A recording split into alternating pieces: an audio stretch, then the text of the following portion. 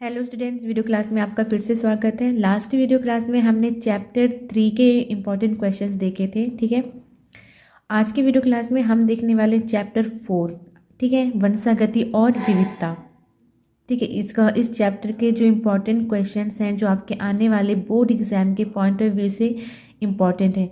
वैसे ये चैप्टर इतना ही इम्पॉर्टेंट है कि मैं आपको क्या बताऊं कि मतलब इसमें कौन सा टॉपिक आप पढ़ें और कौन सा टॉपिक मतलब नहीं पढ़ें, कुछ समझ में ही नहीं आता है, क्योंकि जिस टॉपिक को देखो वही टॉपिक इम्पॉर्टेंट लगता है। ठीक है, लेकिन ऐसा नहीं है।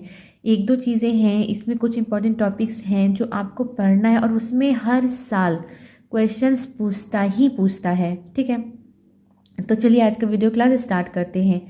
आपका जो पहला टॉपिक है वंशागति या आनुवंशिकता। ठीक है, हेरिडिटी या इनहेरिटेंस। ठीक है, वंशागति या आनुवंशिकता, और दूसरा है आनुवंशिकी या आनुवंशिक विज्ञान यानी जेनेटिक्स।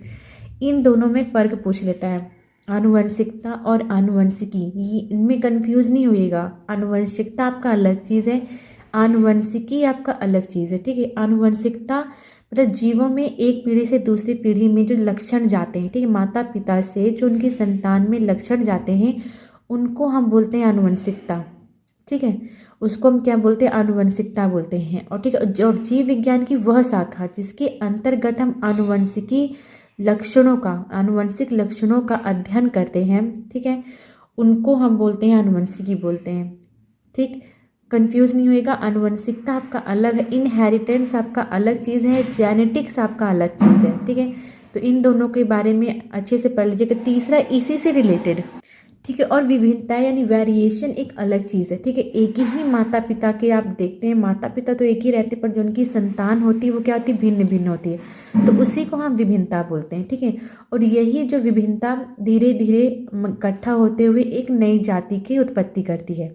ठीक है, तो ये आपका तीनों ही इम्पॉर्टेंट है, तो पढ़ लीजिएगा। आनुवंशिकता अलग चीज़ है, आनुवंशिकी अलग चीज़ है, और विभिन्नता अलग चीज़ है। ठीक है, वेरिएशन आपका अलग चीज़ है।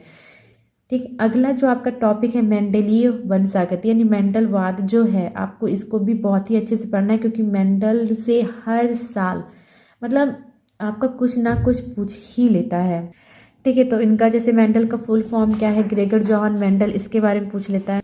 ठीक है, इनका जन्म कहाँ हुआ था, ठीक है, और ये पादरी कहाँ के थे, तो ये सब पूछ लेता है। इन्होंने कितने वर्षों तक अपना प्रयोग किया था, ठीक है, और ये किन पुस्तक में इन्होंने अपने प्रयोग का कहते हैं लिखा था, तो ये सब इनके बारे में पूछ लेता है। तो इनके बारे में आप एक इनका जीवन परिचय अच्छे से पढ़ लीजिएगा। ठीक है, उसके बाद इनके जो सफलता के कारण है वो पढ़ लीजिएगा। इन्होंने कौन से पौधे को अपने प्रयोग के लिए चुना था, किस लिए चुना था, ठीक है, इन्हें पढ़ लीजिएगा।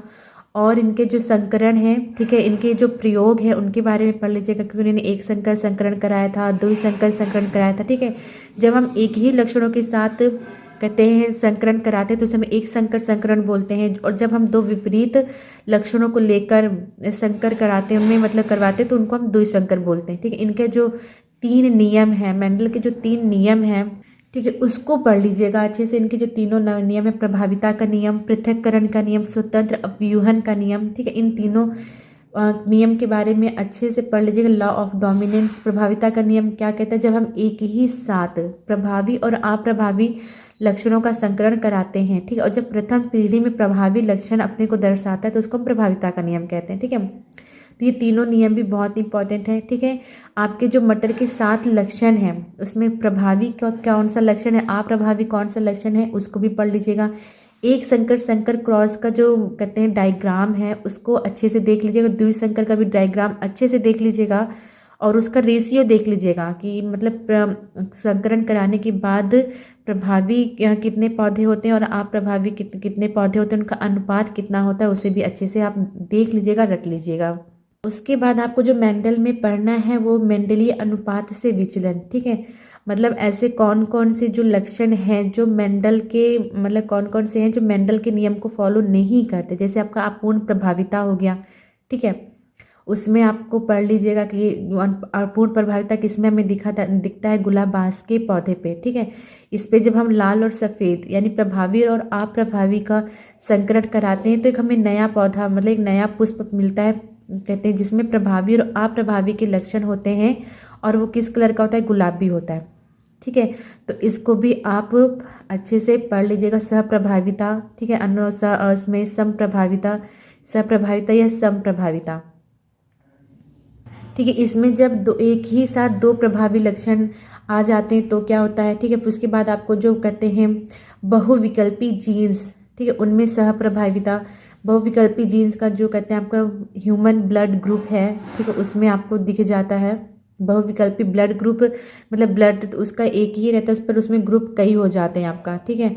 जैसे रुधिर वर्ग ए हो गया, ए बी हो गया, बी हो गया, तो आपको ये ब्लड ग्रुप को अच्छे से पढ़ लेना है, ठीक है।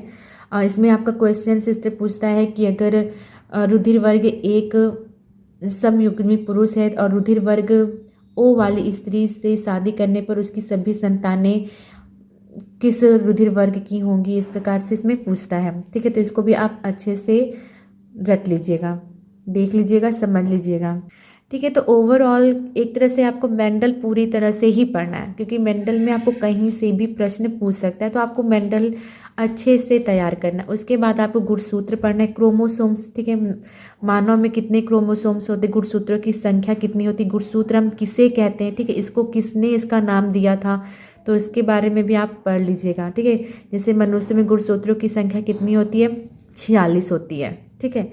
फिर उसके बाद आपको लिंग निर्धारण करना है कि मनुष्यों में निर्धारण कैसे होता है, ड्रोसोफिला, उन्होंने मतलब जो कहते साइंटिस्ट थे उन्होंने ड्रोसोफिला को कहते लिंग निर्धारण के लिए क्यों चुना, ठीक है। तो ये सब भी आप अच्छे से पढ़ लीजिएगा, ठीक है। उसके बाद आपको संलग्नता एवं जीन विनिमय के बारे में पढ़ना है, ठीक है।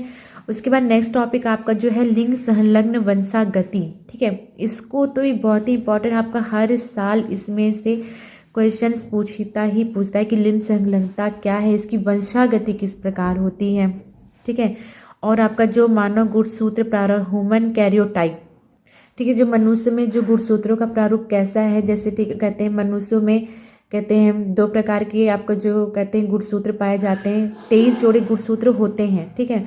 पर जो 22 जोड़े गुणसूत्र क्या होते हैं, ऑटोसोम्स कहलाते हैं, जिन्हें हम दैहिक मतलब जो हमारे जो सब में पाए जाते हैं, 22 गुणसूत्र जो नर और मादा सब में सेम होते हैं, पर जो आखिरी जो जोड़ा गुणसूत्र होता है जिसको हम एलोसोम या लिंग गुणसूत्र कहते हैं, वो क्या तो मादा में मादा में एक्स होता है, पुरुष में XY होता है, ठीक है।